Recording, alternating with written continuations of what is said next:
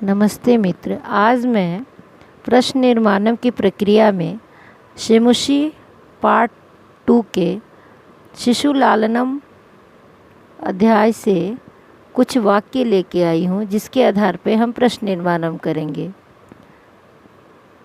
पहले मैंने एक और वीडियो भी बनाया जिसमें पाठ प्रथम और द्वितीय के से संबंधित प्रश्न निर्माणम बताए गए थे। आज मैं फिर उसी को आधारित करके, उसी सिद्धांत, उसी रूल को आधारित करके प्रश्न निर्माणम हम करेंगे। प्रश्न निर्माणम के लिए पहले ही बताई हूँ कि किम शब्द रूप याद करना ज़रूरी होता है। जिस शब्द के नीचे अंडरलाइन होगा उस शब्द में जो विभक्ति वचन लिंग होगा वही किम शब्द रूप में हम देखेंगे और प्रश्न बनाएंगे। इसके अलावा कुछ अव्यय शब्द होते हैं जैसे किम, कुत्र, कीदृश, तो ये हमें याद करके रखना है और इसके आधार पे भी प्रश्न निर्माणम किए जाते हैं।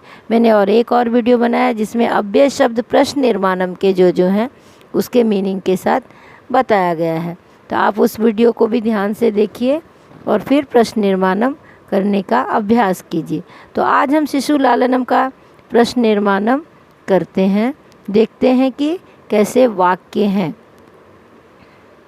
पहला है हृदयग्राही।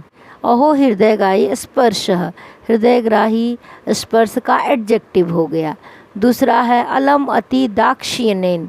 यहाँ तृतीया दिख रहा है। चौथा पशुपति मस्तक कतेक छंदत्वम, तो ये यहाँ भी एडजेक्टिव दिख रहा है। उसके बाद लव कुशो, ये प्रथमा का द्विवचन है पुल्लिंग शब्द का।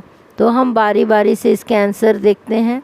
पहला एडजेक्टिव है इसलिए कीदृशः, स्पर्श का एडजेक्टिव पुल्लिंग है इसलिए कीदृशः। उसके बाद तृतीया एक वचन था पुल्लिंग का इसलिए यहाँ पे केन। उसके बाद बालाभात हिमकर पशुपति मस्तके विराजते। पशुपति मतलब शंकर भगवान के मस्तक पर विराजता है। ये प्लेस हो गया, जगह हो गया, इसलिए यहाँ पे कुत्र दिया गया है। उसके बाद रामः कौ। कौ मतलब पुल्लिंग का द्विवचन, कह कौ के। यहाँ विसर्ग नहीं होगा, ये प्रिंटिंग मिस्टेक है, यहाँ केवल कौ होगा। तो हमने देखा पहला शब्द एडजेक्टिव पुल्लिंग है तो कीदृश, उसके बाद तृतीया है तो केन, चौथा तीसरा कुत्र प्लेस, चौथा कौ। आगे हम देखते हैं। फिर हम आगे देखते हैं शिशुजनः लालनीयः एव भवति। यहाँ पे शिशुजनः मतलब बच्चे, बच्चा एक वचन है, पुल्लिंग है। तो इसका प्रश्न निर्माणम क्या होगा, एक बार पूरी व्याख्या कर दूँ। उपनयन उपदेशेन, यहाँ तृतीया है तो तृतीया एक वचन है इसलिए उसका केन हो जाएगा। और कुशलव योहो वंशकर्ता, कुशलव के वंश का कर्ता कौन है, सहस्त्रदघीची। सहस्त्रदघीची मतलब सूर्य, और ये पुल्लिंग एक वचन है। इसके बाद कुशलवयोः मातारं वाल्मीकिः वधू नामना आह्वयति।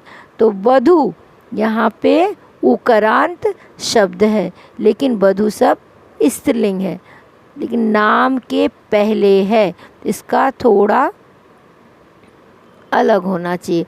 पहला हम आंसर देखते हैं। कह लालनीय, शिशुजन पुल्लिंग एक वचन था, किम शब्द का प्रथमा पुल्लिंग एक वचन कह। दूसरा शब्द था उपनयन संस्कारेन, उपनयन उपदेशन तो उसमें तृतीया एक वचन इसलिए केन।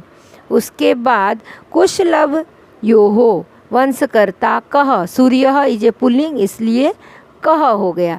उसके बाद कुशलव योहो मातरम, माँ को, कुशलव के माँ को वाल्मीकि किस नाम से, नाम यहाँ पे एडजेक्टिव है। वहाँ क्वेश्चन था वधू नामना, वधू नाम से। तो अब हम इसको कभी कभी थोड़ा विभक्ति से अलग हो जाता है सेंटेंस के अकॉर्डिंग। तो यहाँ पे किस नाम से का अर्थ आ रहा है इसलिए तृतीया है, के नामना आह्वयति।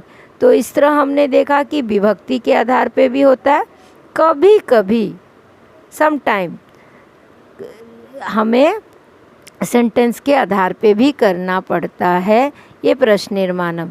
और प्रश्न निर्माणम करने के बाद हमें पूरे सेंटेंस में करना है, फुल सेंटेंस में, और अंत में प्रश्न चिन्ह भी लगाना है। आप लोग लगातार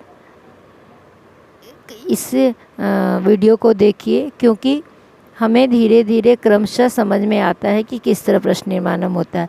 और इसके बावजूद भी आप लोगों को कुछ शंका है, डाउट है, तो कमेंट्स कीजिए और ये कैसा लगा ये भी हमें बताइए।